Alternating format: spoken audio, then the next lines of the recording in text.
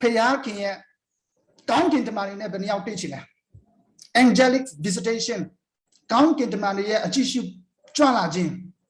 Beniao experience logina. Hallelujah.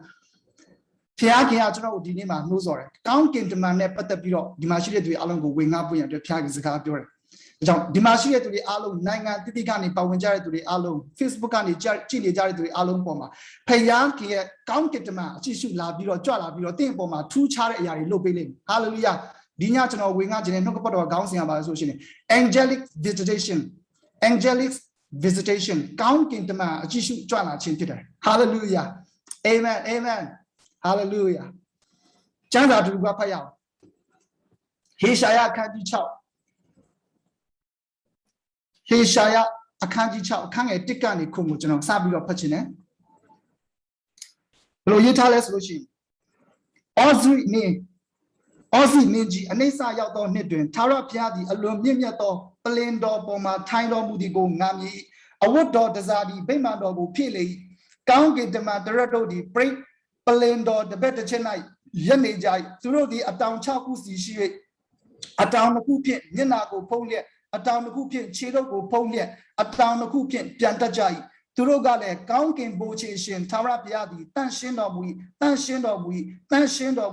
Nieji Lodi, Bone on a Pile, the Bago, the Bar, Trejoy, Mosojai, Toto, Trejo Jam, the Gadai Lodi, Loshai, Miko net, they low gilly, Nagale, Nai, Amingashi, Najo Nashi, a Jamuga, Nadi, Nudo, Nokanshi, Nudo, Nokanshi, Luno, and Nilian, Gankin Bochishin, Tarapia, Dudo, Shibian go, Gomiasin, Mille, Bigausui, Toka, Gankin the Mantra body, Jiplin Boga, Minia Judo, Mi Cat Kego, Lenek Kaye, Nashi Yado Pialaye, Nano Topili. Immediately, they in the cargo trade, they eat Duziago, don't be, they appear like patient you so hallelujah. That's in a no couple of today, Lakoti of Paki, Jesu Chimaya.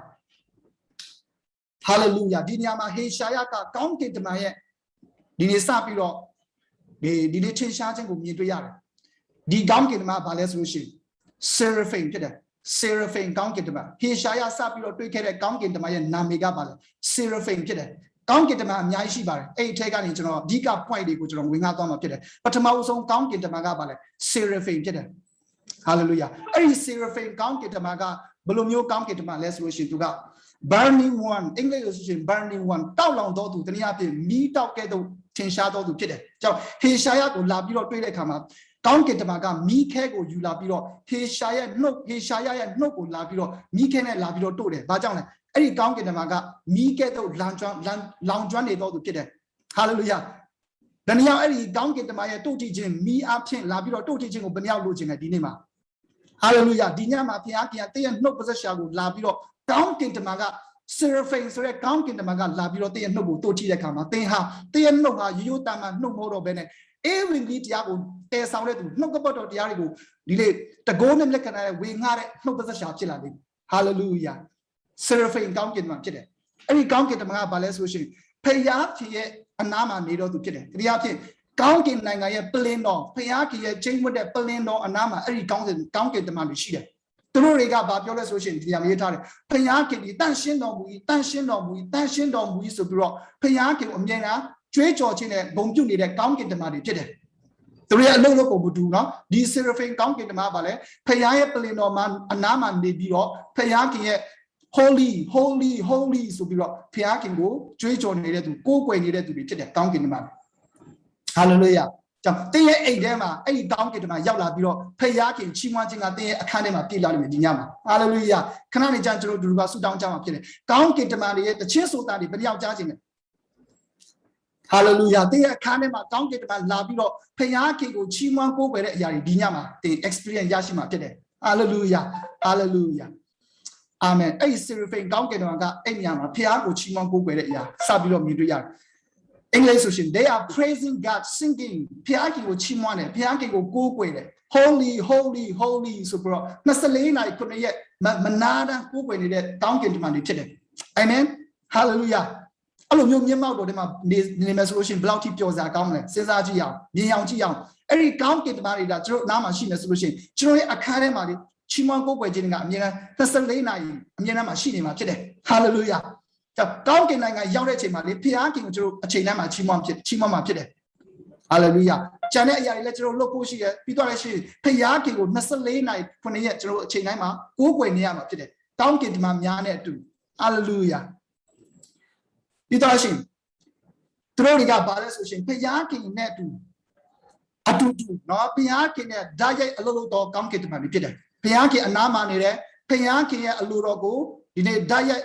အလုပ်လုပ်ခွင့်ရတဲ့ကောင်းကင်တမန်ဖြစ်တဲ့ Seraphim ကောင်းကင်တမန်ဆိုတာကပြီးတော့ရှင်တို့ဟာအတောင်6ခုရှိတယ်တဲ့အတောင်6ခုရှိတယ်အတောင်2ခုနဲ့မျက်နှာကိုဖုံးထားတယ်နောက်ထပ်အတောင်2ခုနဲ့ခြေကိုဖုံးထားတယ်နောက်ထပ်အတောင်2ခုနဲ့ပြန်တယ်ဟေရှာယကစပြီးတော့မြင်တယ်တို့တွေကအတောင်6ခုရှိတယ် Seraphim ကောင်းကင်တမန်ကအတောင်ဘယ်နှခုရှိလဲ6ခုရှိတယ်နော်နှစ်ခုနဲ့မျက်နှာကိုဖုံးတယ်နှစ်ခုနဲ့ခြေကိုဖုံးတယ်နောက်ထပ်တစ်ခုနဲ့ပြန်တယ်ဆိုတာကိုဒီနေရာမှာမြင်တွေ့ရတယ်ဒီနေရာမှာဟေရှာယကကောင်းကင်တမန်နဲ့စပြီးတော့မြင်တွေ့တဲ့အခါမှာသူဟာအပြစ်များတဲ့သူဖြစ်တယ်ကိုရောကျွန်တော်ဟာအပြစ်များတဲ့သူဖြစ်တယ်ကျွန်တော်နှုတ်ကမစုံလင်ဘူးဖျားရှင်မှာသူရဲ့နော်စပြီးတော့ဖျားရှင်မှာသူကဝန်ချတောင်းပန်တဲ့အခါမှာကောင်းကင်တမန်က Seraphim ကောင်းကင်တမန်ကသူ့စီပါမီးခဲကိုလာပြီးတော့သူ့ရဲ့နှုတ်ခမ်းကိုလာပြီးတော့တိုးကြည့်တဲ့အခါမှာသူ့ရဲ့နှုတ်ခမ်းကထူချပြီးတော့အပြစ်တွေအားလုံးကိုစေးကြောပြီးဒီနေ့စပြီးတော့မင်းရဲ့အတွေးခေါ်တွေကိုပြောင်းလဲပါဆိုပြီးတော့ဟေရှာယကိုဖျားခင်အဲ့ဒီနေ့မှာစပြီးတော့စကားပြောတာဖြစ်ပါတယ်။ကြောင့်ဒီညမှာသင်ဟာဖျားရှင်မှာလာတဲ့အခါမှာသင်ဟာမစုံလင်ဘူးလို့တင်ကောင်းတင်လိမ့်မယ်။သင်ရဲ့အတွေးတော်မှာဖျားခင်အတွေးတွေထဲမှာဖျားခင်ကျမကိုအသုံးပြုနိုင်မလားကျွန်တော်ကိုအသုံးပြုနိုင်ပါမလားဆိုတော့တန်ပြားစိတ်နဲ့တင်ဖျားစီကိုလာကောင်းလာလိမ့်မယ်ဒါပေမဲ့ဒီညမှာကောင်းကင်တမန်လာပြီးတော့ထင်ရှားခြင်းအပြင်သင်ဟာထူးခြားတဲ့ဘဝတွေကိုရှောက်လန်းခွင့်ရမှာဖြစ်တယ်ဟာလေလုယာသင်ရဲ့နှုတ်ကရိုးတန်မှာနှုတ်မဟုတ်တော့ဘဲနဲ့အေဝံဂေလိတရားကိုနမလက္ခဏာနဲ့ဟောပြောတည်ခံတဲ့နှုတ်ပါဇက်ရှာဖြစ်ဖျားခင်ဒီညမှာကောင်းကင်တမန်အပြင်လာရောက်ပြီးတော့တိုးထိပ်ပေးမှာဖြစ်တယ်ဟာလေလုယာဘယ်နှယောက်အဲ့ဒီအတက်ဆက်လို့ရှားလဲဟာလေလုယာနှလုံးသားတွေကိုကျွန်တော်ပြင်ဆင်ထားရအောင်ကျွန်တော်နှလုံးသားတွေကိုဖျားရင်နှုတ်ကပတ်တော်တွေပြင်ဆင်ထားရအောင်ဟာလေလုယာခဏလေးကြာကျွန်တော်တို့ကအဆုံးမှာဆုတောင်းကြမှာဖြစ်တယ်ဟာလေလုယာကောင်းကင်တမန်ရဲ့ထင်ရှားခြင်းတွေအားလုံးတယောက်မကြမြင်တွေ့ခံစားရမယ်ဒီညမှာအာမင်ဟာလေလုယာပြီးတော့ရှင်ဒုတိယကောင်းကင်တမန်ကဘာလဲဆိုရှင်ခေရုဗိမ်ကောင်းကင်တမန်ဖြစ်တယ်ပထမကောင်းကင်တမန် Seraphim ဒုတိယကောင်းကင်တမန်ကခေရုဗိမ်ကောင်းကင်တမန်ဖြစ်တယ်အဲ့ဒီຢာကိုဘယ်နေရာမှာမြင်တွေ့ရလဲဆိုရှင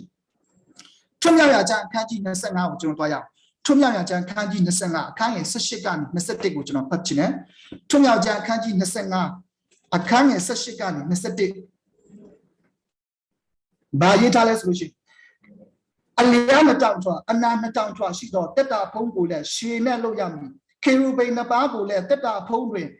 ်အလျားတစ်ပတ်တစ်ချက်၌ထုလို့ရမည်ထိုခေရုဗိမ်နှစ်ပါးကိုတက်တာဖုံးကိုယ်ထဲကထုတ်၍တက်တာဖုံးပေါ်၌တပတ်တပါးစီလှုပ်ပြီးရင်ခေရုဗိမ်နှစ်ပါးတို့သည်မျက်နှာချင်းဆိုင်၍တက်တာဖုံးကိုရှုလျက်မိမိအတာကိုဖြန့်၍တက်တာဖုံးကိုမိုးရမည်တက်တာဖုံးကိုတက်တာပေါ်မှာတင်ရမည်ငါပေးသောတက်တေခံချက်ကိုလည်းတက်တာထဲမှာထားရမည်ဒီຢာကမောရှေကိုဘုရားခင်ကတဲတော်ထဲမှာ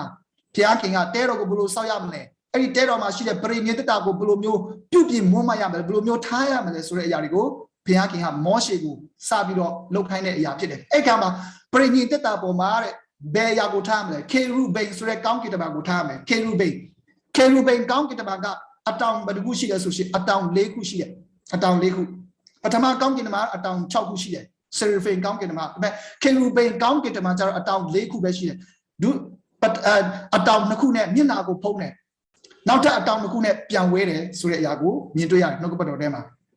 အဲ့ဒီ Cherubim ကောင်းကင်တမန်တွေကဘာတွေလုပ်လဲရှိလဲဆိုလို့ရှိရင်သူတို့တွေကဘာလဲဆိုရှင်name is wisdom that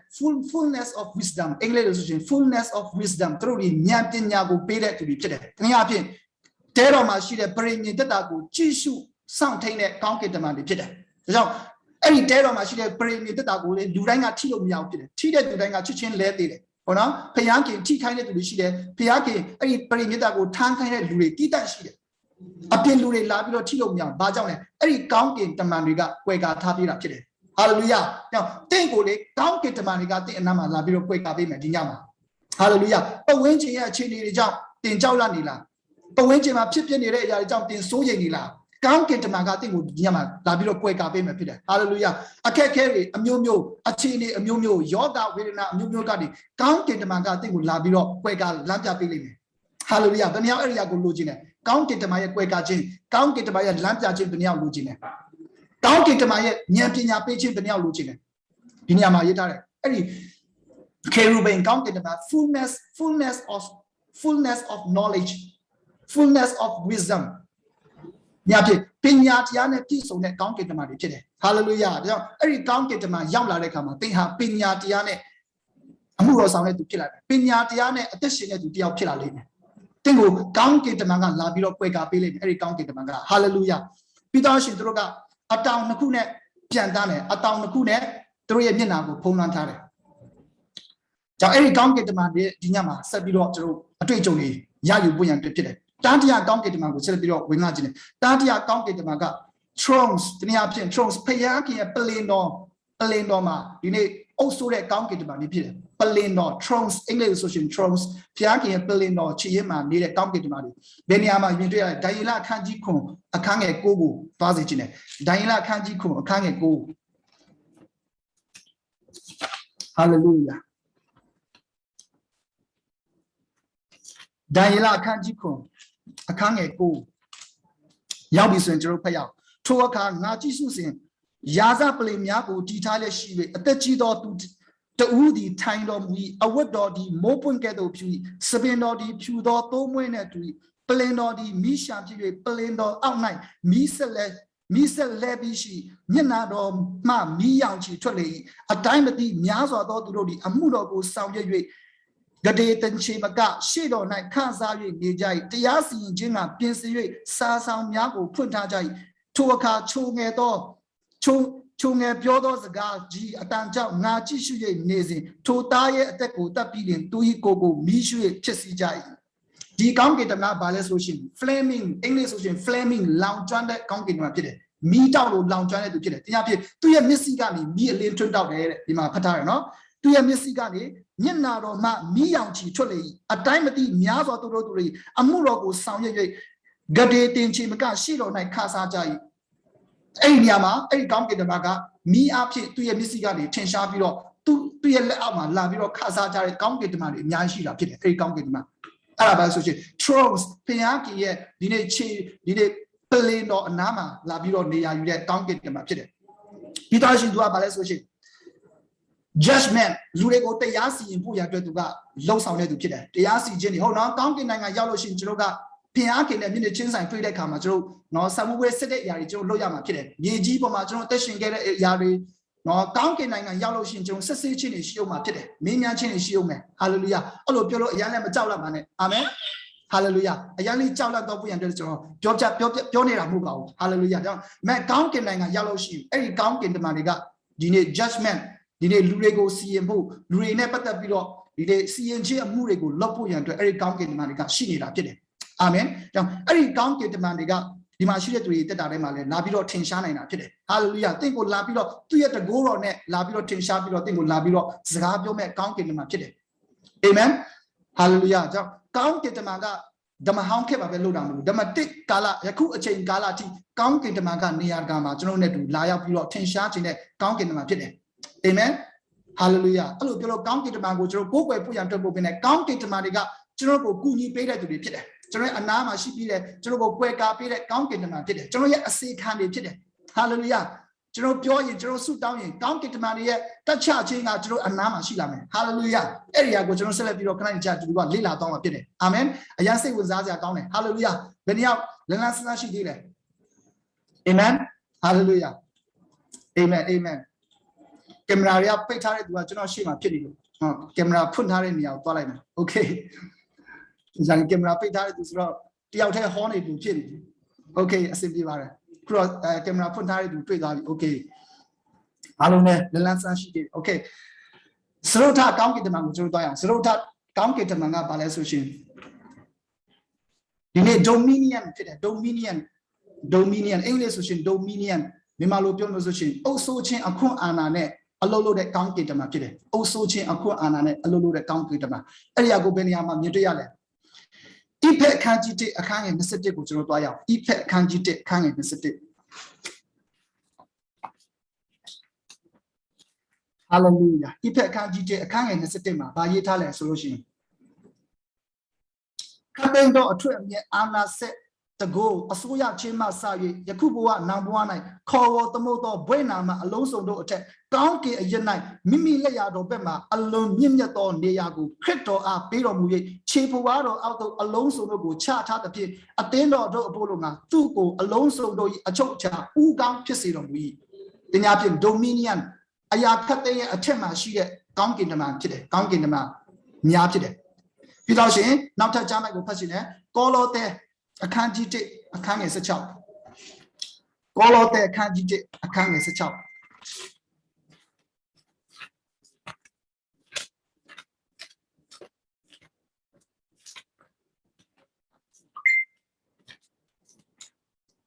ကောလောသဲအခန်းကြီး1အခန်းငယ်16မှာဗာရေးထားလဲဆိုလို့ရှိရင်အကြောင်းမူကားထိုသားတော်ဒီကောင်းကင်ပေါ်မြေကြီးပေါ်မှာရှိသမျှသောယူပအရာအယူပအရာယာဇပလင်ဖြစ်စေအစိုးရချင်းတကိုးဖြစ်စေအထွတ်အမြတ်ဖြစ်စေအာနာဆက်ဖြစ်စေခတ်သိမ်းသောအရာတို့ကိုဖန်ဆင်းတော်မူ၏ထိုသခင်အားဖြင့်၎င်းထိုသခင်အဖို့လုံးငါ၎င်းခတ်သိမ်းသောအရာတို့သည်ဖန်ဆင်းလျက်ရှိကြ၏သားတော်သည်လည်းခတ်သိမ်းသောအရာမဖြစ်မီဖြစ်တော်မူ၍ခတ်သိမ်းသောအရာတို့သည်တကိုးတော်အားဖြင့်တာ၍တည်ကြ၏ဟာလေလုယာဒီနေရာမှာကောင်းကင်တမန်ဟာဒီနေ့ dominion လုပ်ထားတယ်ဖခင်ရဲ့ဖန်ဆင်းခြင်းအပြင်သူက dominion လုပ်ထားတယ်ဆိုတာကိုဒီနေရာမှာကျွန်တော်မြင်တွေ့ရတယ်သူကဘယ်လိုဆိုရှင် fulfill God's plan in the universe နဲ့အင်္ဂလိပ်လိုဆိုရှင် fulfill God ဖခင်ရဲ့နော်အလိုတော်ဖခင်ရဲ့အကြံစီတွေကိုပြည့်စုံအောင်လုပ်ပေးတဲ့ကောင်းကင်တမန်ဖြစ်တယ် hallelujah hallelujah ဒါကြောင့်ဒီမှာရှိတဲ့သူတွေအားလုံးဖခင်အလိုတော်ပြည့်စုံလာဖို့ရန်အတွက်ကောင်းကင်တမန်ကဒီညမှာလာပြီးတော့တင့်တက်တာထဲမှာလာပြီးတော့အလုပ်လုပ်နေတယ်တင်းရဲ့အိမ်ထဲမှာတင်းရဲ့အခန်းထဲမှာလာပြီးတော့ကောင်းကင်တမန်ကဖခင်ရဲ့အလိုတော်ကိုလာပြီးတော့ချပြလိမ့်မယ်တင်းကိုလာပြီးတော့ပြည့်စုံအောင်ကုညီမဆပေးလိမ့်မယ်ကောင်းကင်တမန်ကအာမင်ဟာလေလုယာဘယ်နေရာအဲ့ဒီကောင်းကင်တမန်ကိုကျွန်တော်လိုချင်လဲ fulfill ဖခင်ရဲ့အလိုတော်ကို fulfill လုပ်ပေးမယ်သူဟာလေလုယာဒီတော့ရှင်နောက်ထပ်ကောင်းကင်တမန်ကိုကျွန်တော်သွားရအောင်နောက်ထပ်ကောင်းကင်တမန် Effect အခန်းကြီး1အခန်းငယ်21ကိုကျွန်တော်သွားရအောင် Effect အခန်းကြီး1အခန်းငယ်21Effect အခန်းကြီး1အခန်းငယ်21မှာဗာရေးထားလဲဆိုလို့ရှိရင်ခတ်သိမ်းတော်ခုနလည်းဖတ်ပြီးသွားပြီခတ်သိမ်းတော်အထွတ်အမြတ်အာနာဆက်တကိုအစိုးရချင်းမှစ၍ယခုဘဝနောင်ဘဝ၌ခေါ်သမုသောဘွေနာမအလုံးစုံတို့အထက်ကောင်းကင်ရ၌မိမိလက်ရတော်ဘက်မှာအလွန်မြင့်မြတ်သောနေရာကိုခရစ်တော်အားပေးတော်မူ၍နောက်ထပ်ကောင်းကင်တမန်ပါဆိုရှင်ဒီစက်ကြောလာဒီမြေကြီးပေါ်မှာနော်ဖခင်ရဲ့အလိုတော်ပြည့်စုံမှုရန်အတွက်နေရာတကာမှာဒီနေ့ပြေးပြီးတော့အမှုတော်ဆောင်နေတဲ့နော်အမှုဒီနေ့အလုပ်လုပ်နေတဲ့ကောင်းကင်တမန်ဖြစ်တယ်။ကြောင့်ကောင်းကင်တမန်ရဲ့အလုပ်လုပ်ခြင်းကအများကြီးရှိတယ်။ပုံစံမျိုးမျိုးနဲ့အလုပ်လုပ်တယ်။အဲ့ဒီကောင်းကင်တမန်ဘာလဲဆိုရှင်ဖခင်ရဲ့အမှုတော်လုပ်ငန်းတွေဖခင်ကျွန်တော်ပေါ်မှာလုပ်စေခြင်းတဲ့အရာတွေသူကပြည့်စုံမှုရန်အတွက်နေရာတကာမှာသွားပြီးတော့တနည်းအားဖြင့်လုပ်နေတဲ့သူဖြစ်တယ်။အင်္ဂလိပ်လိုပြောမယ်ဆိုရှင် run the operation of movement in the universe နဲ့အင်္ဂလိပ်လိုပြောမယ်ဆိုရှင်နေရာကမှာဒီစက်ကြောလာတဲ့မှာ तू ကပြေးတယ်တဲ့ပြေးပြီးတော့နေရာတကမှာသွားပြီးတော့ဖခင်ရဲ့အလိုတော်ပြည့်စုံဖို့ရန်အတွက် तू ကလုံနေတဲ့ကောင်းကင်တမန်ဖြစ်တယ်ဒီကြရှင်သူတို့ကဒီလူတွေနဲ့သူလူတွေရဲ့ကြားထဲမှာသူတို့ကစတင်ပြီးတော့အလုပ်လုပ်တဲ့ကောင်းကင်တမန်တွေဖြစ်တယ်နောက်ထပ်ကောင်းကင်တမန်က power တကိုးနဲ့အလုပ်လုပ်တဲ့ကောင်းကင်တမန်ဖြစ်တယ်တကိုး power တကိုးနမိတ်လက္ခဏာနဲ့အလုပ်လုပ်တဲ့ကောင်းကင်တမန် Effect အခန်းကြီး3အခန်းငယ်10ကိုကျွန်တော်သွားကြအောင် Effect အခန်းကြီး3အခန်းငယ်10မှာဘယ်လိုရေးထားလဲဆိုရှင်အဘဲကြောင့်ဒီကငါတို့သခင်ယေရှုခရစ်ကိုအကြောင်းပြု၍သာဝရကြံတော်ရှိသည်နဲ့အညီကောင်းကင်အရက်တို့တွင်အထွတ်အမြတ်အာနာစက်တို့သည်ဖခင်ထူးဆန်းသောပညာတော်ကိုအသင်းတော်အဖြစ်ယခုသိရကြပြီအကြောင်းသည်ထိုသခင်ကိုယုံကြည်ခြင်းအဖြစ်ငါတို့သည်ရရင်သောစိတ်နဲ့တိုး၍အတနာတော်ခံရသောအခွင့်ကိုရကြပြီနောက်ထပ်ကောင်းကင်တမန်ပါဆိုရှင်ဒီနေ့ warrior တွေဖြစ်တယ် warrior ဆိုတာဘာလဲစစ်တိုက်ပေးတဲ့ကောင်းကင်တမန်တွေဖြစ်တယ် warrior amen ကြောင့်တင်းမတက်နိုင်တဲ့အရာတွေကိုဘယ်သူကကူညီပေးလို့ရလဲကောင်းကင်တမန်တွေရဲ့အကူအညီတောင်းလို့ရတယ်တင်းအခုရင်ဆိုင်နေရတဲ့အခက်အခဲပြဿနာတွေကိုဘယ်သူစီကိုကျွန်တော်အကူအညီတောင်းလို့ရလဲကောင်းကင်တမန်တွေ warrior ဖြစ်တဲ့ကောင်းကင်တမန်တွေကိုလာပြီးတော့အကူအညီလာပြီးတော့တောင်းခံလို့ရတယ်ဟာလေလုယာအာမင်ကြောင့်ဖခင်ကပြောတဲ့စစ်မှုဟာတဲ့တာမဟုတ်ဘူးစစ်မှုဟာငါအတာဖြစ်တယ်ဖခင်ကကောင်းကင်တမန်အဖြစ်သူရဲ့တကိုးတော်အဖြစ် ဖျားခင်ကမှုပြုပေးတဲ့ဖျားခင်ဖြစ်တယ်အာမင်ဟာလေလုယာကြောင့်သင်အခုရင်ဆိုင်နေရတဲ့ပြဿနာတွေ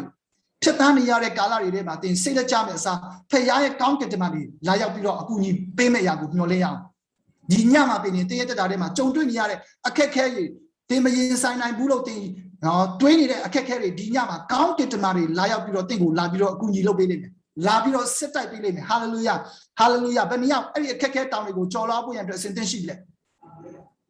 အာမင်တင်ရစွမ်းစားနေမဟုတ်ဘူးတင်ရလုံနိုင်ခြင်းနဲ့မဟုတ်ဘူးတောင်းကင်တမန်တွေအားဖြင့်တင်ဟာအဲ့ဒီအခက်အခဲဆိုတဲ့တောင်းတွေကိုရင်ဆိုင်အောင်မြင်ရတဲ့ခုကိုဖျားခင်ဒီညမှာတင်ကိုပေးတော့မှာဖြစ်တယ်အာမင်အာမင်လက်ကုပ်တီးပြီးတော့ထိုဖျားခင်တို့ချီးမွမ်းရအောင်အာမင်အားလုံးလည်းစားဖြစ်သွားအောင်တခါလေးလက်ကုပ်တီးခိုင်းရတယ်ဟာလေလုယာအာမင်နောက်ထပ်ကောင်းကင်တမန်ကဘာလဲဆိုရှင်ဒီနေ့နာကျမ်းပိုက်ကိုကျွန်တော်ဖတ်ရအောင်Ephesiansအခန်းကြီး1အခန်းငယ်27Ephesiansအခန်းကြီး1အခန်းငယ်27ထဲမှာရေးထားတယ်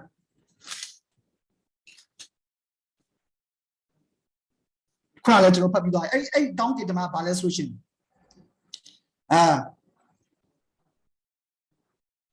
ဖျားခင်နဲ့နော်အချိတ်ဆက်လုပ်ပြီးတော့ဖျားခင်နဲ့အချိတ်ဆက်လုပ်ပြီးတော့ဖျားခင်ရဲ့ပလင်တော်မှာအနားမှာနေပြီးတော့ဒီနေ့အုပ်ဆိုးခြင်းအဖွက်အာဏာနဲ့အလုပ်လုပ်တဲ့ကောင်းကင်တမန်တွေဖြစ်တယ်နောက်ထပ်ကောင်းကင်တမန်ကဘာလဲဆိုရှင် archangel ဖြစ်တယ် archangel ဒီနေ့အဖြစ်ဖျားခင်ရဲ့ကောင်းကင်တမန်မင်းကြီးဖြစ်တယ်ကောင်းကင်တမန်မင်း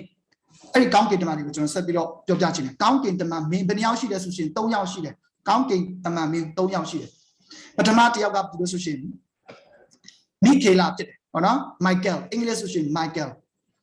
ဒုတိယတစ်ယောက်ကဘယ်လိုဆိုရှင် Gabriel ပြီးတော့ရှင်တတိယဘယ်လိုဆိုရှင်Raphael နော် Raphael ဆိုတဲ့ကောင်းကင်တမန်ဖြစ်တယ်ကောင်းကင်တမန်3ပါးသူတို့တွေကဒီနေ့ကောင်းကင်တမန်မင်း3ပါးဖြစ်တယ်ကျမ်းစာတူကဖတ်စစ်ခြင်းနဲ့အဲ့ဒါဘာလဲဆိုရှင်ဓမ္မရာဇဝင်စရုထဆဆောင်အခန်းကြီး6အခန်းငယ်8ကနေ7ခုကိုကျွန်တော်သွားရအောင်ဓမ္မရာဇဝင်စရုထဆဆောင်အခန်းကြီး6အခန်းငယ်8ကနေကျွန်တော်စပြီးတော့ဖတ်ခြင်းနဲ့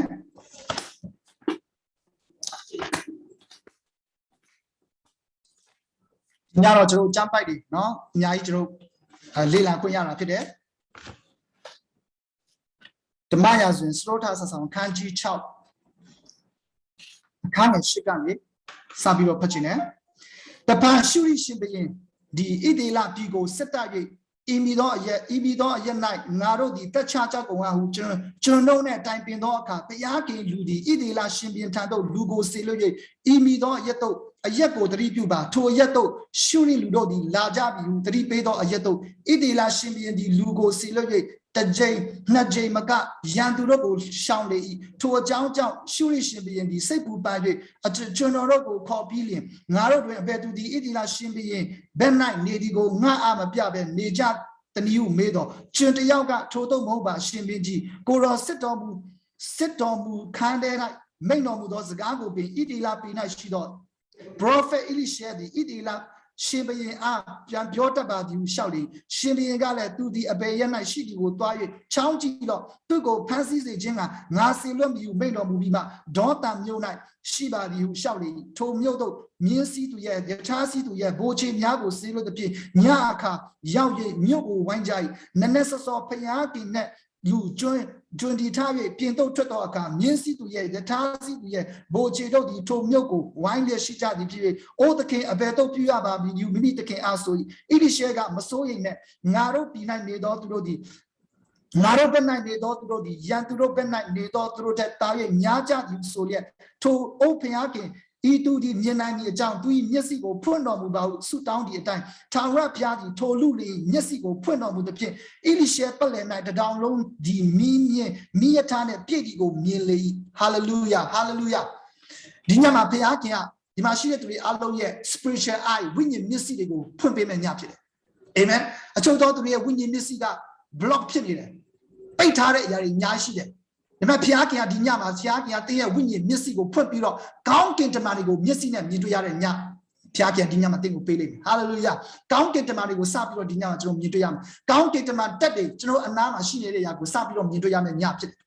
ဟာလေလုယာဒီညမှာဣလိရှဲကနော်ရှုရိလူတွေနဲ့ဆက်တိုက်ဖို့ရအတွက်ဆက်ချီလာတဲ့အခါမှာရှုရိလူတွေကဣသေလတက်တွေကို ဝိုင်းထားတဲ့အရာတွေကိုသူ့ရဲ့ကျွန်တွေကစစ်သားတွေကမြင်တဲ့အခါမှာအယံကိုကြောက်လန့်ကြတယ်ဒါပေမဲ့ဖယားလူဖြစ်တဲ့အေလိရှေကမကြောက်လန့်ဘူးဖြစ်တယ်ဟာလေလုယာဘာကြောင့်လဲသူရဲ့ဝိညာဉ်မျက်စိပွင့်ပြီးတော့ကောင်းကင်တမန်တွေသူရဲ့အနားမှာပတ်လဲဝိုင်းထားတယ်ဆိုတာကိုမြင်တွေ့ပြီးသွားလို့ဖြစ်တယ်ဟာလေလုယာဒါကြောင့်လေဖယားကရဲ့ကောင်းကင်တမန်တွေပတ်လဲတဲ့မှာအမြဲတမ်းဝမ်းရံချင်းခံရသူဆိုရသူနော်မြင်နေတဲ့သူကလေဘယ်တော့မှကြောက်လန့်သူမဖြစ်ဘူးဖြစ်တယ်ဘယ်လားစိုးရိမ်ခြင်းနဲ့မှဘယ်တော့မှအသက်မရှိဘူးဖြစ်တယ်ဖယားကရဲ့အနားမှာနော်သူရဲ့အနားမှာကောင်းကင်တမန်တွေရှိတယ်ဆိုတာကိုသူကစိတ်ချမှုအပြည့်ရှိတဲ့သူဖြစ်တယ်ဟာလေလုယာကြောင့်အေလိရှေကသူ့ရဲ့ကျွန်မျက်စိကိုဖွင့်ပေးဖို့ရန်အတွက်ဖယားစီမှာဆုတောင်းပေးတဲ့အခါမှာသူ့ရဲ့မျက်စိပွင့်ပြီးတော့သူ့ရဲ့ကျွန်ကဒီနေ့ပတ်လဲမှာကောင်းကင်တမန်တွေနော်ဒီနေ့စက်တက်တွေအများကြီးဝိုင်းရပေးထားတဲ့အရာကိုမြင်တွေ့တဲ့အခါမှာဒီနေရာမှာစတင်ပြီးတော့နော်ဖယားကေအမှုပြုခြင်းကိုသူတို့မြင်တွေ့ရတယ်ဟာလေလုယာကြောင့်တည့်ရဲ့ပတ်ဝန်းကျင်မှာပြဿနာတွေဝိုင်းရတာထက်ကောင်းကင်တမန်တွေဖယားကေရဲ့တက်တော်တွေကအများကြီးဝိုင်းရထားတယ်ဟာလေလုယာပြဿနာတွေကြောင့်တင်လဲကျသွားဖို့ရန်အတွက်ဖယားကေလို့မရှိဘူးအခက်အခဲတွေကြောင့်ယောဂအခြေအနေတွေကြောင့်တင်ကြာရှုံးသွားဖို့ရန်အတွက်ဖယားကေလို့မရှိဘူးဖယားကေတစ်ဘက်မှာတူပါရှိတယ်ဖယားကေကကောင်းကင်တမန်တွေကတင်တဲ့တူစစ်တိုက်ပေးမယ်ဟာလေလုယာမြင်ပါတင်းရဲ့အနားမှာကောင်းကင်တမန်တွေလာပြီးတော့ထင်ရှားတဲ့အရာကိုတင်မြင်တွေ့ရလိမ့်မယ်ဟာလေလုယာခဏကြာကျွန်တော်တို့ဆုတောင်းကြမယ်တင်းရဲ့ spiritual eye တွေဖွင့်တော့မယ်ဖယားကေတင်းရဲ့ဝိညာဉ်မျက်စိတွေကိုဖယားကေအသက်ဖွင့်ပေးတော့မယ်ဟာလေလုယာ block ဖြစ်နေတဲ့အရာတွေမြင်ပြီးပွင့်ပြီးတော့ဒီနေ့အသက်တော်အရာတွေကိုမြင်တွေ့ခွင့်ရတော့မယ်ဟာလေလုယာဟာလေလုယာပြီးခဲ့တဲ့လတုန်းကကျွန်တော် home study ထဲမှာကျွန်တော်အိမ်မက်ဆိုးမဲ့တဲ့အရာတွေရှိတယ်နော်မကောင်းတဲ့အရာပဲမြင်တဲ့အရာတွေရှိတယ်ကျွန်တော်ဆုတောင်းပေးတဲ့အခါမှာသူတို့ရဲ့မျက်စိတွေအကောင်းပြန်ပြီးတော့ဖြစ်သွားပြီးတော့အိမ်မက်ဆိုးတွေမမဲ့တော့ပြီးရင်ကောင်းတဲ့ယူပိုင်အိမ်မက်တွေသူတို့မက်ကြတယ်ကောင်းကင်တမန်တွေသူတို့အနားမှာထင်ရှားတဲ့အရာကိုစပြီးတော့မြင်တွေ့ကြတယ်ဟာလေလုယာဒီညမှာလည်းဒီမှာရှိတဲ့သူတွေအားလုံးပါဝင်နေကြတဲ့သူတွေအားလုံးတက်တာတဲ့မှာတင်းရဲ့ဝိညာဉ်မျက်စိကပွင့်ပြီးတော့ကောင်းကင်တမန်တွေတင်းအနားမှာပတ်လဲဝိုင်းထားတယ်ဆိုတဲ့အရာကိုမြင်တွေ့ရတော့မယ်ယောဂါတွေကိုတင်ကြောက်ဖို့မလိုဘူးဟာလေလုယာပြဿနာတွေကိုတင်ကြောက်ဖို့မလိုဘူးဟာလေလုယာကောင်းကင်တမန်တွေကတင့်ကိုလာရောက်ပြီးတော့ကူညီပေးလိမ့်မယ်တင့်ကိုမဆပေးလိမ့်မယ်ဟာလေလုယာဟာလေလုယာအာမင်အာမင်ဟာလေလုယာဒီတော့ရှင်နောက်ထပ်ကြားမဲ့ကိုကျွန်တော်ဖတ်စီရှင်တယ်ကောင်းကင်တမန်အဲ့ဒီမိခေလာကဘာလဲဆိုရှင် तू ကဘယ်လိုရေးထားဆိုရှင်အင်္ဂလိပ်လိုဆိုရှင် तू ကဘယ်လိုရေးထားဆို great captain ဖြစ်တယ် great captain hallelujah great captain ဆိုတာဘာလဲစစ်တိုက်ပေးတဲ့စစ်သူကြီးဖြစ်တယ်စစ်သူကြီးအဲ့ဒီမိခေလာဆိုတာစစ်သူကြီးဖြစ်တယ် hallelujah တင်းရဲ့အနားမှာတင်းရဲ့မိသားစုထဲမှာတင်းရဲ့ပတ်ဝန်းကျင်မှာဖယားခင်ဆေလွတ်ပေးထားတဲ့အဲ့ဒီမိခေလာဆိုတဲ့ကောင်းကင်တမန်စစ်သူကြီးရှိနေတယ် hallelujah great captain ရှိနေတယ်အဲ့ဒီ captain ကတင်းကိုအမြဲတမ်းမှာကွဲကားပေးမယ်အဲ့ဒီ captain ကတင်းကိုအမြဲတမ်းစစ်တိုက်ပေးတဲ့ကောင်းကင်တမန်ဖြစ်တယ် hallelujah amen amen လက်ကုပ်တီးပြီးတော့ထိုဖျားခင်ကျွန်တော်ကျေးဇူးတော်ချီးမွမ်းရအောင် hallelujah amen ပြီးသားရှိအဲ့ဒီ Gabriel နောက်ထပ်ကောင်းကင်တမန်ကဂါဗေလဖြစ်တယ် Gabriel လုကာခန်းကြီး1အခန်းငယ်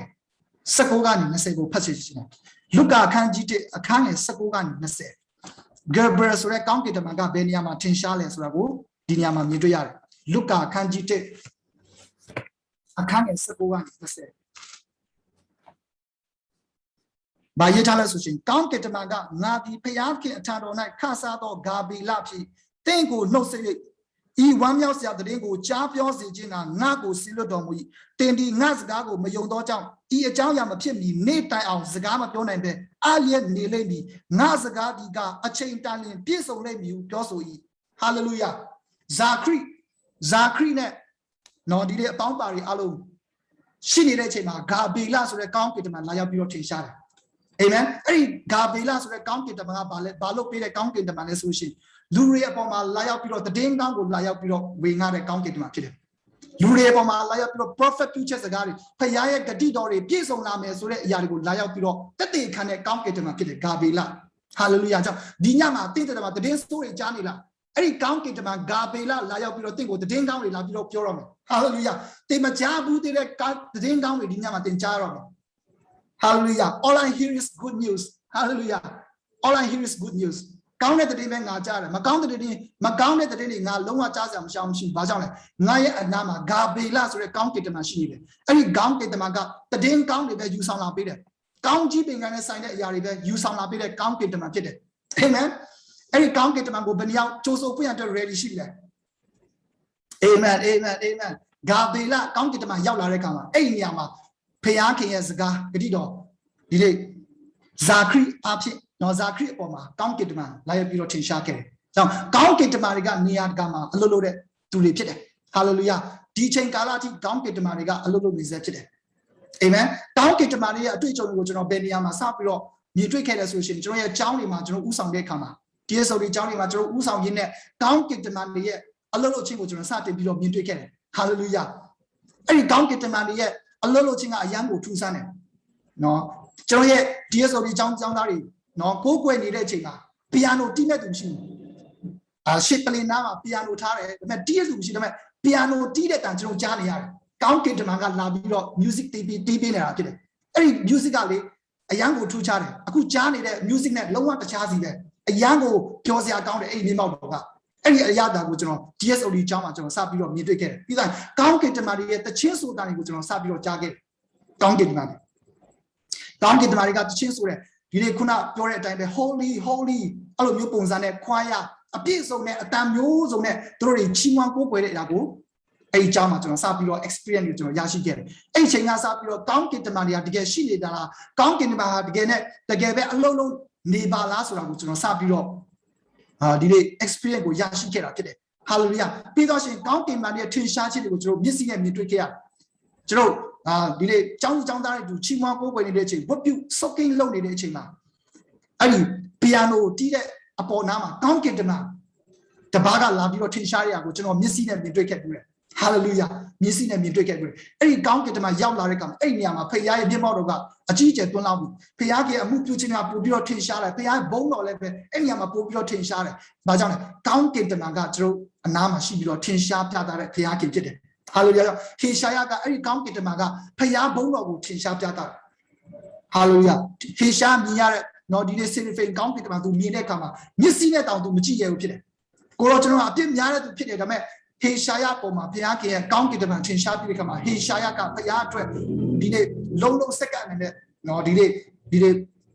evangelist ဖြစ်လာခဲ့တယ်ဟာလေလုယာဘုရားခင်တကိုးနဲ့လက္ခဏာနဲ့အေဝံဂေလိတရားကိုဝေငှတိခံတဲ့ဟေရှာယဘုရားလူဖြစ်လာခဲ့တယ်ဟာလေလုယာဘယ်ကနေစလဲကောင်းကင်တမန်နဲ့စတွေ့ခြင်းအဖြစ်တယ်ဟာလေလုယာကျွန်တော်ရဲ့ကောင်းကင်တမန်ရဲ့အလုပ်လုပ်ခြင်းတွေဟာဒီနေရာမှာရှိနေတယ်ဟာလေလုယာတင်းရဲ့အိမ်ထဲမှာတင်းအခန်းထဲမှာတင်းရှိနေတဲ့နေရာမှာကောင်းကင်တမန်လာပြီးတော့ထင်ရှားလိုက်ပြီဒီညမှာကောင်းကင်တမန်ကတင်းအတွက်တည်င်းကောင်းတွေယူဆောင်လာပြီးမယ်ကောင်းကင်တမန်ကတင်းကိုလာပြီးတော့ကျမ်းမာခြင်းကိုလာပြီးတော့ပေးတော့မယ်ဒီညမှာ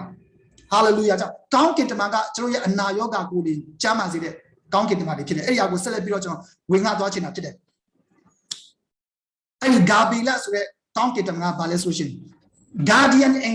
guardian angel of Israelဣတိလလူမျိုးတွေအတွက် guardian လုပ်ပေးတယ် guardian ဆိုတာဘာလဲဒီနေ့မဆာပေးတယ်စောင့်ထိန်ပေးတယ်ကွယ်ကာပေးတဲ့သူဖြစ်တယ် hallelujah ကြောင့်တင်းတတာထဲမှာလေဖခင်ခင်ကွယ်ကာပေးခြင်းခံရတယ်ဘသူအားဖြစ်လဲကောင်းကင်တမန်အားဖြစ်တယ် hallelujah ကြောင့်ကျွန်တော်ကားစီးတဲ့အချိန်မှာကျွန်တော်ဆုတောင်းတယ်ကောင်းကင်တမန်တွေကျွန်တော်အနာမှာကွယ်ကာပေးပါ hallelujah ဘယ်နေရာပဲသွားကျွန်တော်ရဲ့ဘသူရဲ့အကူအညီကိုကျွန်တော်တောင်းလို့ရတယ်ကောင်းကင်တမန်တွေရဲ့အကူအညီကိုကျွန်တော်တောင်းလို့ရတယ်ကောင်းကင်တမန်တွေကကျွန်တော်ရဲ့အနာမှာဝိုင်းထားပြီးတော့ဒီနေ့ယောဂအမျိုးမျိုးကနေကျွန်တော်ကိုကွယ်ကာပေးတဲ့ကောင်းကင်တမန်တွေဖြစ်တယ် hallelujah ကျွန်တော်ကိုကူညီမဆာပေးတဲ့ guardian လုပ်ပေးတယ် hallelujah guardian လုပ်ပေးတယ်ကျွန်တော်ကို guard လုပ်ပေးတဲ့ကောင်းကင်တမန်တွေဖြစ်တယ် hallelujah သူပိသားရှိသူက strength of God ဖခင်ရဲ့အစွမ်းနဲ့ပြည့်စုံတဲ့သူဖြစ်တယ်လူတွေကိုအစွမ်းတတိကိုပေးတဲ့ကောင်းကင်တမန်ဖြစ်တယ်အဲ့ဂါဘီလာဆိုတဲ့ကောင်းကင်တမန်က strength of God ကောင်းကင်တမန်နော်ဒီနေ့အင်္ဂလိပ်ကိုပြန်ဆိုရင် strength of God လို့ရေးထားတယ်ကောင်းကင်တမန်ကအဲ့ဒီဂါဘီလာဆိုတဲ့ကောင်းကင်တမန်ကခွန်အားနေတဲ့သူတွေကိုပြန်လဲပြီးတော့ခွန်အားလာပြီးတော့ပေးတယ် hallelujah အားနေတဲ့သူတွေကိုပြန်လဲပြီးတော့ဒီနေ့အားရှိတဲ့စကားတွေလာပြီးတော့ပြောပြတဲ့ကောင်းကင်တမန်ဖြစ်တယ် hallelujah ဂီတောင်ကိုလာပြီးတော့တွေ့ခံတဲ့သူကဂါဘီလာဖြစ်တယ်ဂီတောင်တော်ထဲမှာနော်ဒီနေ့စပစ်နေနေတဲ့အချိန်မှာစပစ်တီးနေရစပားကိုနေနေတဲ့အချိန်မှာဂိတောင်ပေါ်မှာလာပြီးတော့ထင်ရှားတဲ့အရာကောင်းကင်တမန်ဂါဘီလာဖြစ်တယ်လာပြီးတော့ပြောတယ်သင်ဟာအချင်းခွန်အားကြီးသောစစ်သူရဲ့ဖြစ်တယ်ဟာလေလုယာဟာလေလုယာဖခင်ကအဲ့လိုစကားနဲ့လာပြီးတော့ကောင်းကင်တမန်အဖြစ်လာပြီးတော့စကားပြောတယ်အဲ့ဒီအချိန်ကမိဒီယာလူမျိုးတွေလက်ထက်မှာဣတိလလူမျိုးတွေက9နှစ်ကျွန်ခံနေရတဲ့အချိန်ဖြစ်တယ်သူတို့ရဲ့အပြစ်တွေကြောင့်အမှားတွေကြောင့်ဖခင်ကိုမကြောက်ရွံ့တဲ့အမှားတွေကြောင့်ဖခင်ကဣတိလလူမျိုးတွေကိုမိဒီယာလူမျိုးတွေမှာ9နှစ်ကျွန်ခံခိုင်းတယ်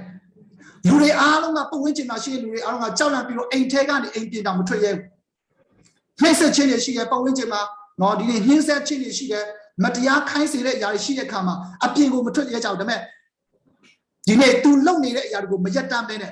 သူလုံနေတဲ့ຢာကိုဆက်ပြီးတော့ဇွဲလုံးလောက်ဝိရိယလုံနေတဲ့ဂိတောင်တယောက်ရှိခဲ့တယ်ဟာလေလုယာလူတွေအားလုံးကကြောက်လန့်ပြီးတော့အိမ်ထဲမှာပုံနေကြတယ်ဂိတောင်ကစပားနေတဲ့အလုပ်ကိုလုပ်တယ်စပစ်တီးနေရစပားနဲ့စပားကိုနယ်လက်နေတဲ့ခါမှာဖယားခင်နဲ့စပြီးတော့တွေ့ခွင့်ရရှိခဲ့တယ်ကောင်းကင်တမန်လာပြီးတော့ထင်ရှားတယ်ဂါဘေလာကပြီးတော့ရှိသူ့ကိုပြောတယ်အခြေခွန်အားကြီးသောစစ်သူရဲ့ဟာလေလုယာဟာလေလုယာသူ့ရဲ့ပုံစံသူ့ရဲ့အနေထားနဲ့လုံးဝမဆိုင်ဘူးတခြားစီပဲဖြစ်တယ်။ကြောင့်ဖယားကတင့်ကိုစကားပြောတဲ့အခါမှာကောင်းကင်တမန်အဖြစ်လာပြီးတော့စကားပြောတဲ့အခါမှာတင့်ကိုဒီနေ့တင်ဟာ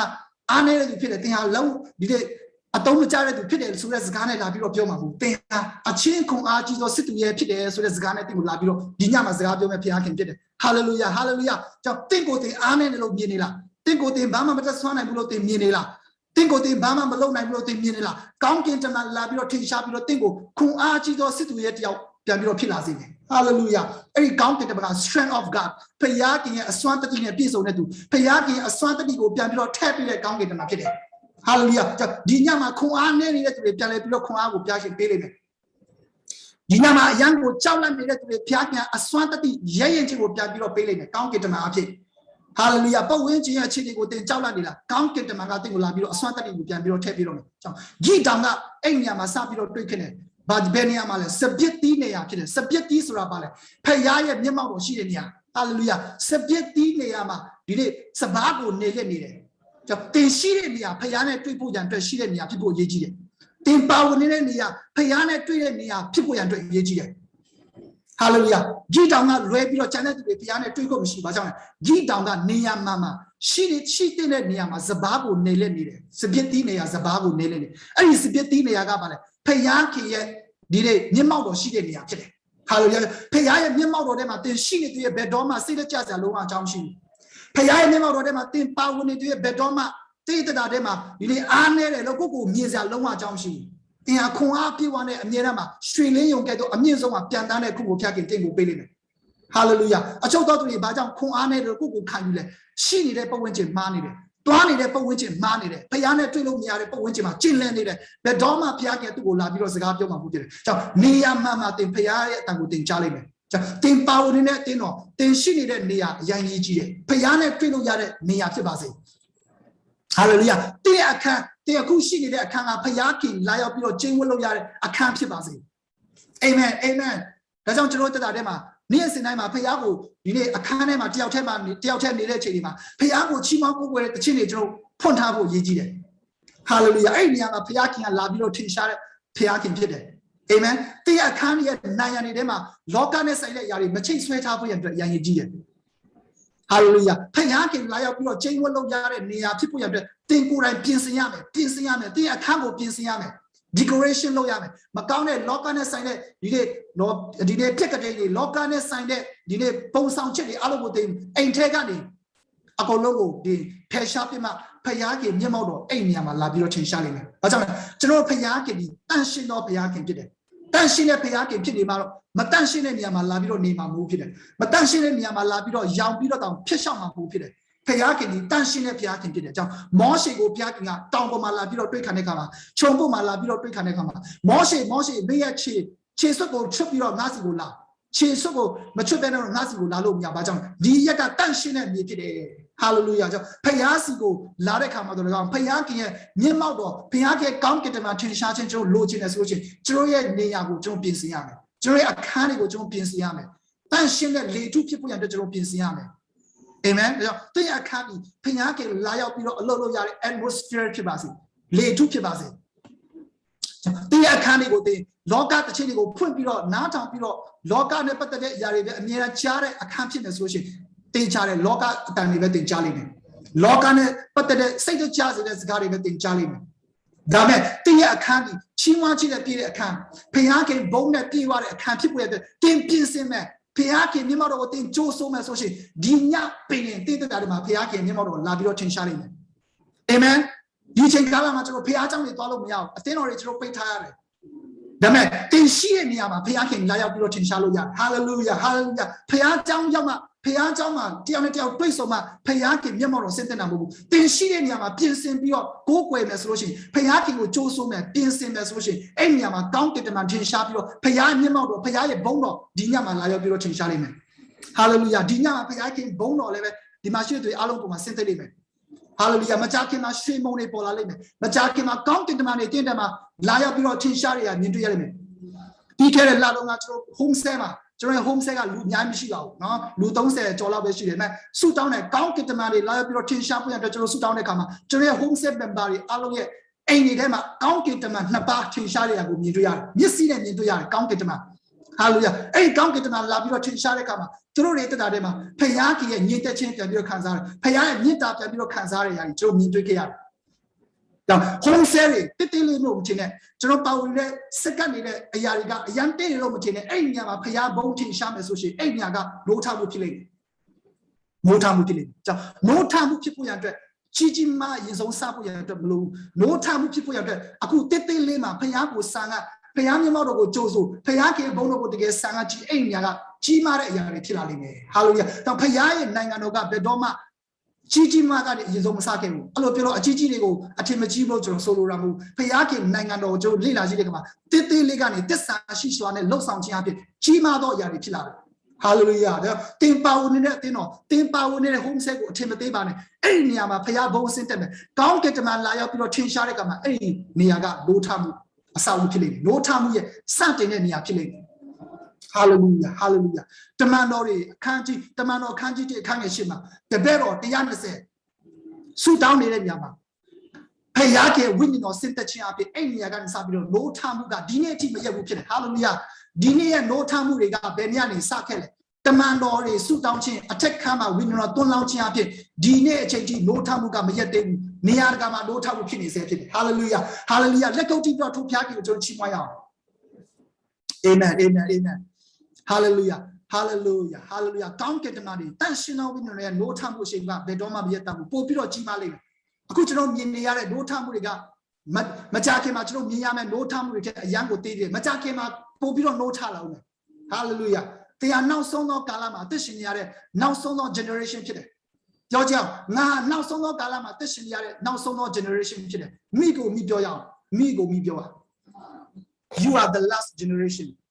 对呀，闹送到 generation 去的。对那这种培养给的，另个不出门不都要出来了嘛？对那这种培养给着，没老不说是不都老了嘛？讲到位要表人，对那么起码不说是照开的起码讲，对没老不说是定价给的，这种的苦这种老内部业绩的。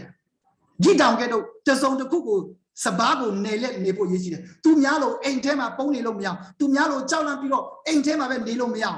以前干了嘛，培养给系列的你嘛，培养给这个中队看的，你的千年苗代嘛，这种的姑姑的弄内部业绩的，哈利路亚，叫 do something， 哈利路亚，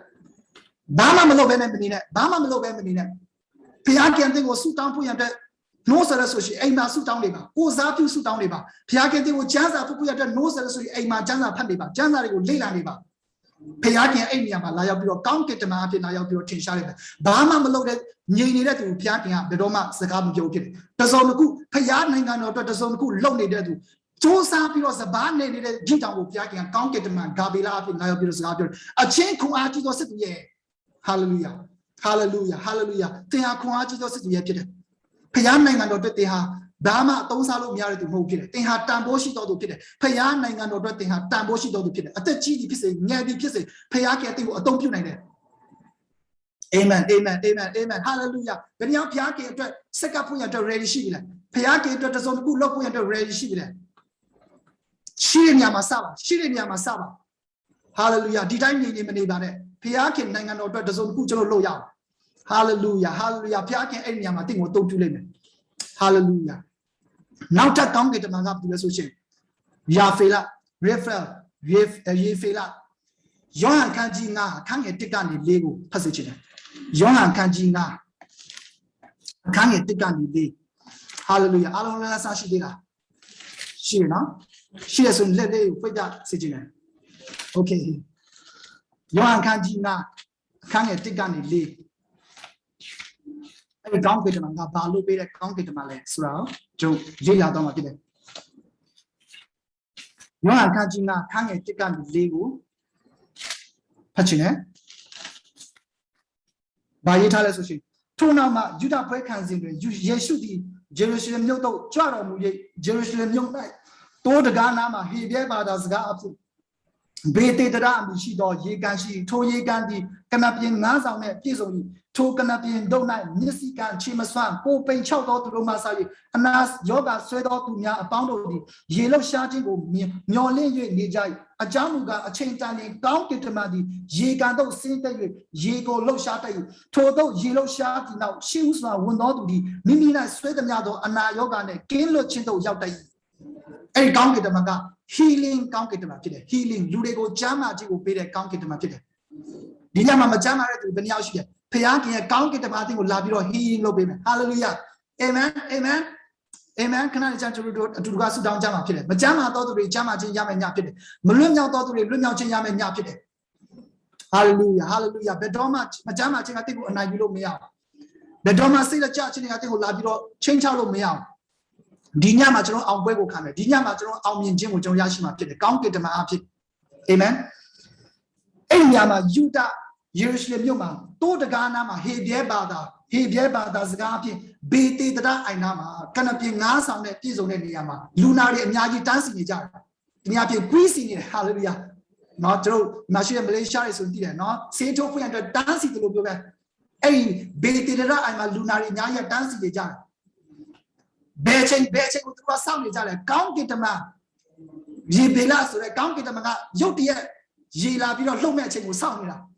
ာပထမဦးဆုံးဝင်တဲ့သူပဲကောင်းဒီနေ့ healing အနာရောဂါညှင်းချင်းခံရတယ်ဒုတိယကြံခဲ့တဲ့သူကမရဘူးဖြစ်တယ်ပထမဦးဆုံးဝင်တဲ့သူပဲအနာရောဂါညှင်းချင်းရတယ်ဘယ်လောက်ထိလင်းမြန်ဖို့လိုလဲနော်ဒီနေ့တန်းစီတဲ့သူဘယ်နှယောက်ရှိတယ်မြင်အောင်ကြည့်ပါမျက်စိထဲမှာမြင်အောင်ကြည့်လူနာတွေဘယ်လိုမျိုးဖြစ်နေမလဲဆိုတာမြင်အောင်ကြည့်လိုက်ကျွန်တော်ကိုယ်တိုင်မြင်အောင်ကြည့်တယ်အဲ့နေရာလူနာတွေအများကြီးရှိနေမယ်။မဲ့ကောင်းကင်တမန်အလုံးလုံးတဲ့အရာတွေကိုလူတွေအများကြီးကမျောလင့်နေကြတယ်။ကောင်းကင်တမန်ရေကိုလာပြီးတော့လှုပ်ရှားတဲ့အခါမှာတယောက်ပြီးတယောက်ပြန်သွားကြတယ်မဲ့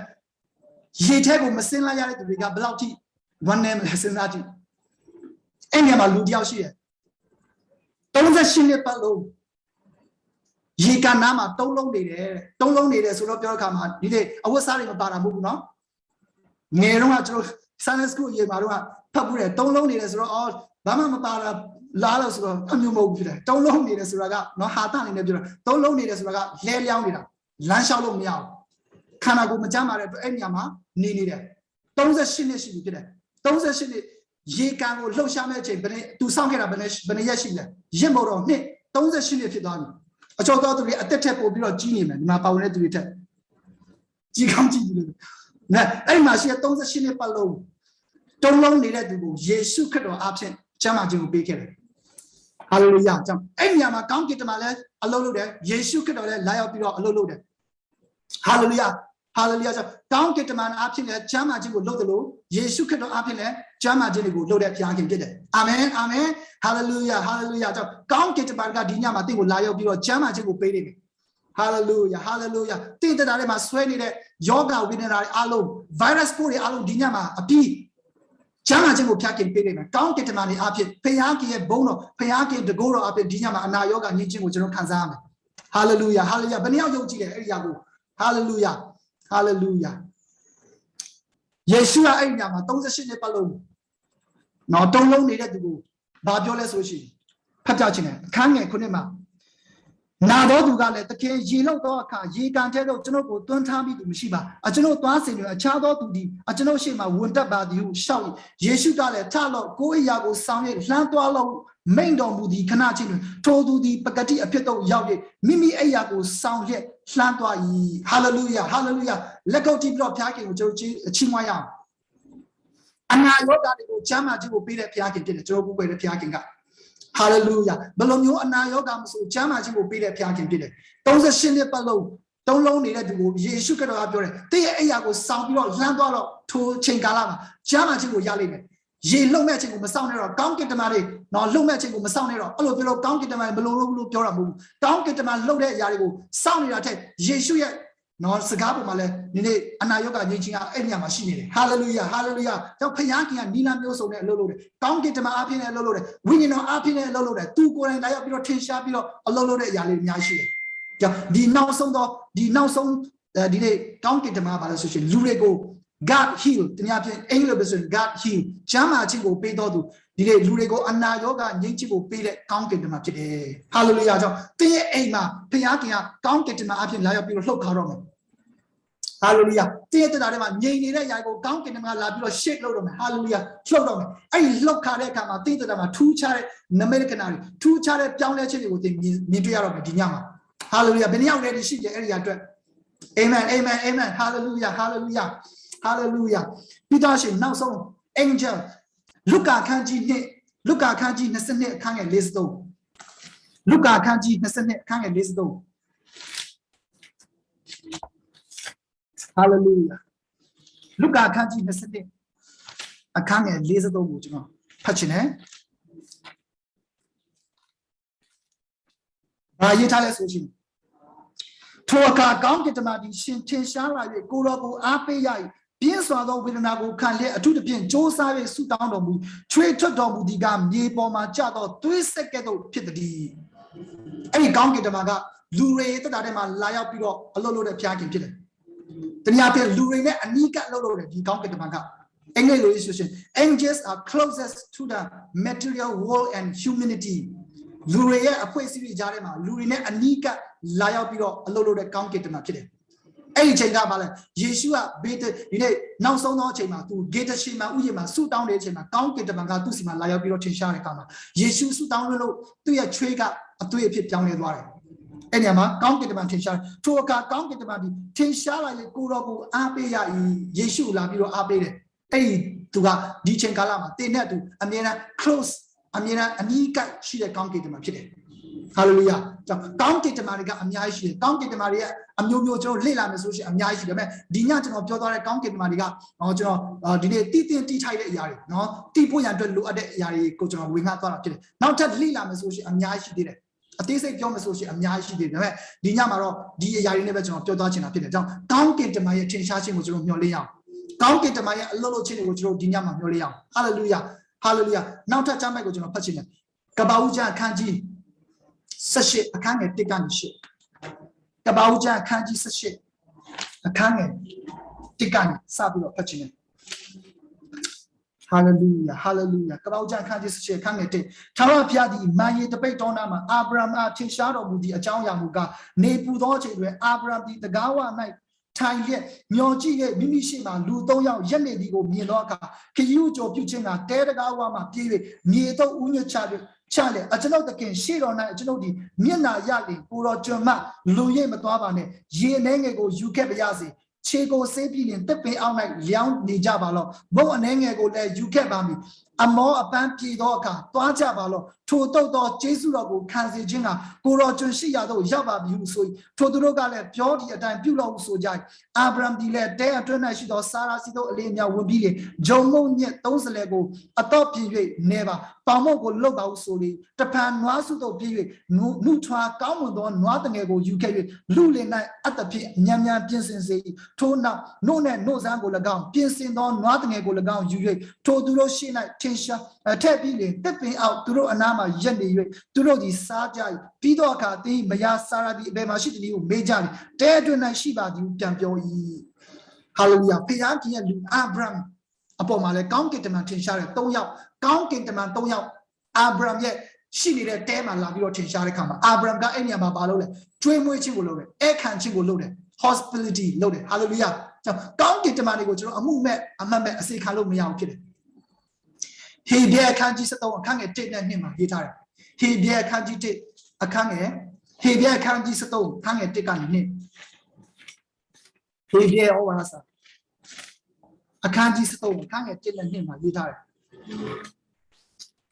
ဘာရေးထားလဲညီကိုချင်းချင်းချစ်ချင်းမေတ္တာ၌တည်ကြလော့အဲ့တဲ့ဝတ်ပြုခြင်းမှုကိုမမေ့မလျော့ကြနဲ့အချို့သောသူတို့ဒီအဲ့တဲ့ဝတ်ကိုပြုတည်တွင်ကောင်းကင်တမန်တို့ကိုအမှတ်တမဲ့အဲ့ခံကြပြီအာဗြဟံကသူ့အိမ်ကိုရောက်လာတဲ့သူတွေအလုံးကိုလူပုဂ္ဂိုလ်တယောက်အနေနဲ့သူမမြင်ဘူးဖြစ်တယ်ကောင်းကင်တမန်တွေဖြစ်တယ်ဆိုတာကိုမြင်တယ်ဟာလေလုယာကြောင့်ကောင်းကင်တမန်ကလာပြီးတော့ထင်ရှားတဲ့အခါမှာတခါလေအတောင်ပန်နဲ့ထင်ရှားတဲ့အရာရှိတယ်လို့လူပုံစံနဲ့လာတဲ့အရာတွေရှိတယ်ဟာလေလုယာဟာလေလုယာအချို့သောတတိခံချက်တွေကျွန်တော်ကြားဘူးတယ်သူတို့ရဲ့အိမ်မှာနော်ထိုင်နေတဲ့အချိန်မှာသူ့ရဲ့အိမ်မှာတော့သူနေတဲ့အချိန်မှာဧည့်သည်တယောက်ရုတ်တရက်ရောက်လာတယ်အဲ့လူကလုံးဝမတွေ့ဘူးတခါမှမမြင်ဘူးဒါပေမဲ့သူ့ရဲ့အိမ်ကိုရောက်လာတဲ့အခါမှာသူဧည့်ခံကျွေးမွေးတယ်ဒါပေမဲ့အဲ့လူကိုနောက်ခါပြန်ရှာတယ်လုံးဝမတွေ့လို့ဖြစ်တယ် Arabal, Count Ketama, Count Ketamaga, Yotia, Lia Piro Tinsharekama, Abramga, Enyama, County, any Count Ketamanigo, a Sekan, Trimoyamasra, Tidekama, Amiazo Pinsekama, Enyama, Abramnet, 2 years Zanipoma, Payaki, County Mina, Sabiro Tinshar, Hallelujah, Enya Sabiro Abram Piaki, Pure, Count Ketamari, Majakema. Tired and I will yelling. They are me, Sarah Hamajakema, that party Yago yelling. Count get the manga labios Gabio Pity. Bajone, ever puchingo, teacher local pity. Ever puchins la Yanji, ever puchingo to whom a mamma Lolo meow. Amen. They let don't women, Lanto in it. The Kama being bullet to I think Labio no said it. Being teaching with the cuckoo labios Gabio to she. Being a lugo any of Jan Shari, Yakoma Damiros on Sunday, a luga Loma Shalom meow. To your address, to your Nami, Yakosima, Nami Sima Loam Shubajam, count in the man, count in the man. Amen. Hallelujah. Count in the man. Joe Ango Yana Lure. Paya Lure,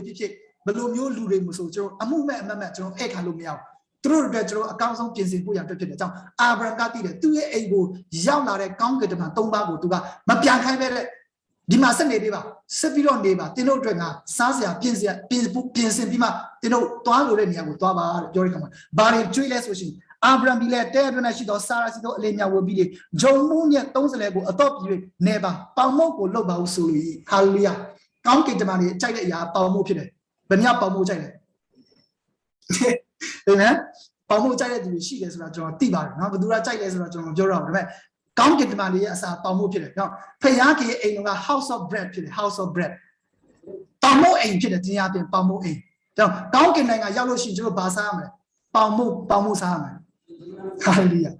Now, together, Janema, no, delay, Idila Lumiro, Piaki, and Manamo tree, Manamo, Matimo Pide, no, Mimalubos, Matimo, Nami Matiu, Manalu, through Kore.